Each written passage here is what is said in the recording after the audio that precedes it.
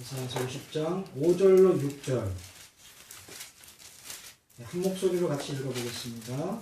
구약성경 1029페이지 50장 5절로 6절 시작. 주 여호와께서 나의 귀를 열어주셨으므로 내가 거역지도 아니하며 두루 물러가지도 아니하며 나를 때리는 자들에게 내 등을 맡기며 나의 수염을 뽑는 자들에게 나의 뺨을 맡기며 수욕과 침뱉음을 피하려고 내 얼굴을 가리우지 아니하였느니라. 아멘.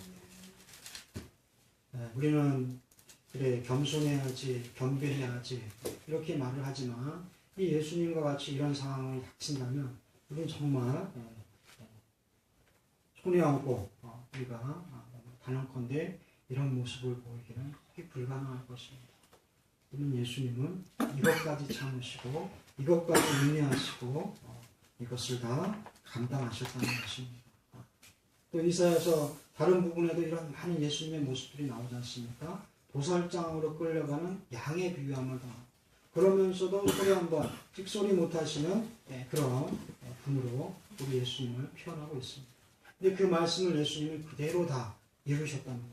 자신이 말씀이고 자신이 하나님이고 그것이 우리에게 주신 약속이었기 때문에 그 약속을 몸소 그대로 다 이루시면서 받으시고 결국은 그 구원의 길을 향해서 걸어가셨다는 것입니다.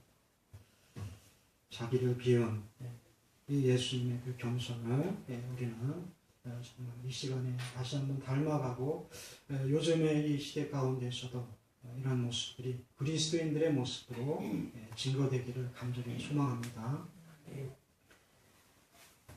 얼마 전에 TV에 어떤 요즘은 그런 제보자들이 많이 이렇게 자기들이 겪었던 일이나 또 그리고 억울한 일이나 또 재미있던 일이나 이런 것들을 많이 TV에 올리는 그런 시대가 되었습니다. 뭐 기자들만 하는 게 아니더라고요. 그래서 한 분이 이렇게 딱 제보를 했는데 보니까 자기가 백화점에 가서 황당한 일을 당했다 이렇게 말씀을 하시더라고요.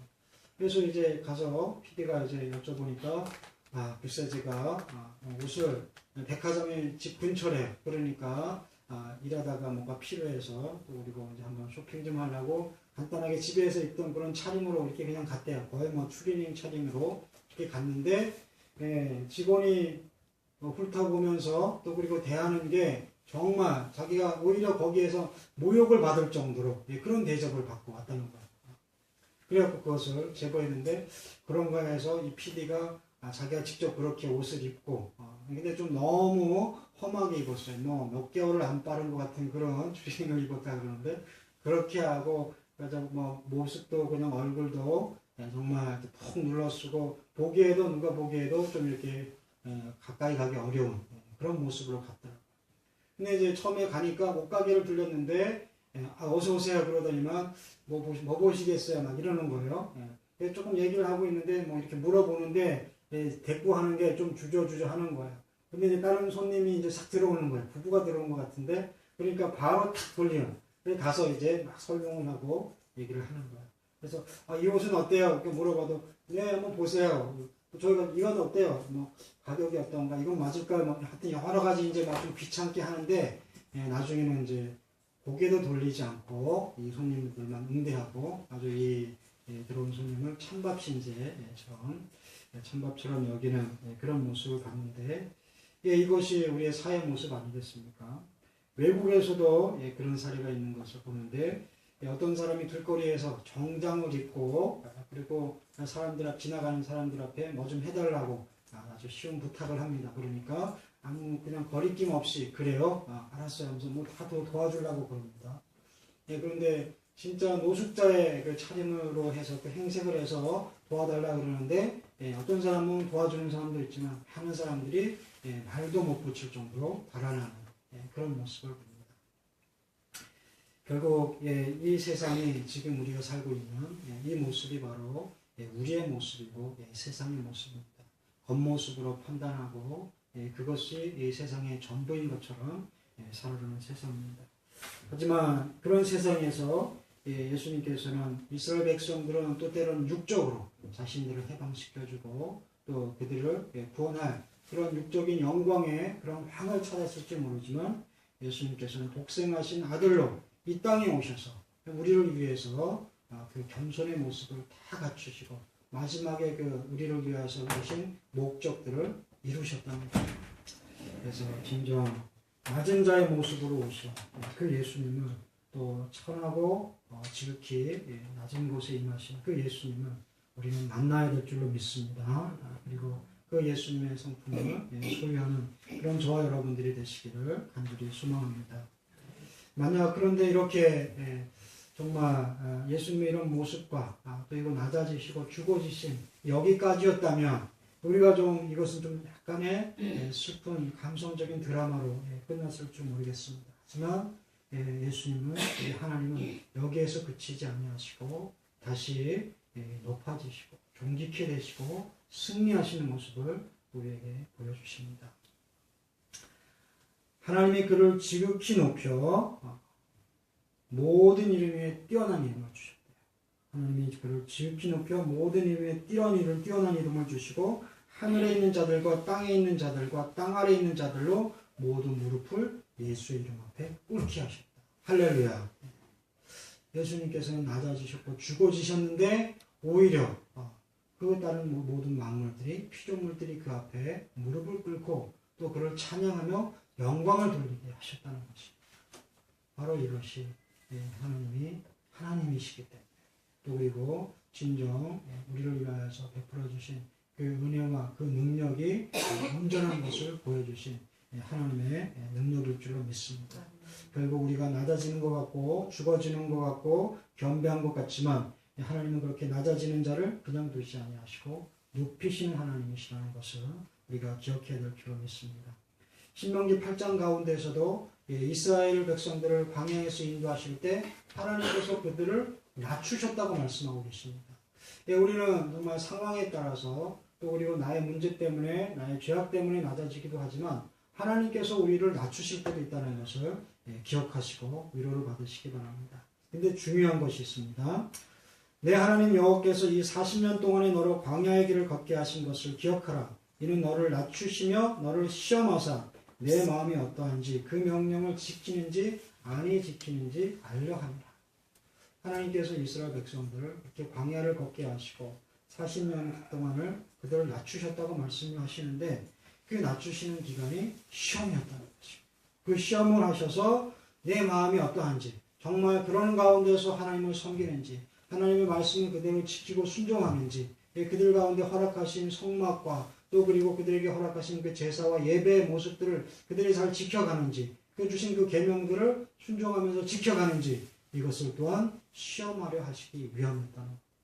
그래서 때로는 우리가 낮춰질 때 그리고 내가 지금 낮아지고 있다고 생각하실 때 우리가 이 시험을 통과하시는 그리고 이 시험을 이기시는 그런 자들이 되시기를 주의 이름으로 축원합니다. 그런데 그 방법이 그 비결이 뭐냐? 낮추실 때 우리가 그 낮추심의 목적을 알면 된다는 겁니다. 하나님께서 이스라엘 백성들을 낮추셨던 것은 그들이 그 명령을 지키는지 알아보고자 하셨다는 거죠. 마음이 아프고 낮춰질지라도 우리 가운데서 하나님이 떠나지 아니하시고 예수 그리스도가 떠나지 아니하시는 한 우리는 하나님의 사람들입니다. 그리고 결국 주님과 함께 승리하고 하나님의 영광을 또 누릴 하나님의 백성들이심을 믿으시기 바랍니다. 우리에게 중요한 것은 낮아질 때 그 낮아짐을 오히려 주님께 아뢰고 또 그리고 그 시험을 이겨나가는 그런 믿음이 있는 것이 중요합니다.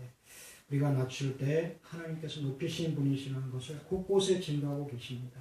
야고보서 4장 6절 가운데서도 더욱 큰 은혜를 주시나니 그러므로 이르렀을 때 하나님이 교만한 자를 물리치시고 겸손한 자에게 은혜를 주신다 하였느니 겸손한 자에게 은혜를 주시는 분이 우리 하나님 아버지십니다. 또 그리고 7절 가운데서도 하나님께 순복하라고 순종하라고 말씀하고 계십니다. 주 앞에서 낮추라 그러면 주께서 너희를 높이시리라.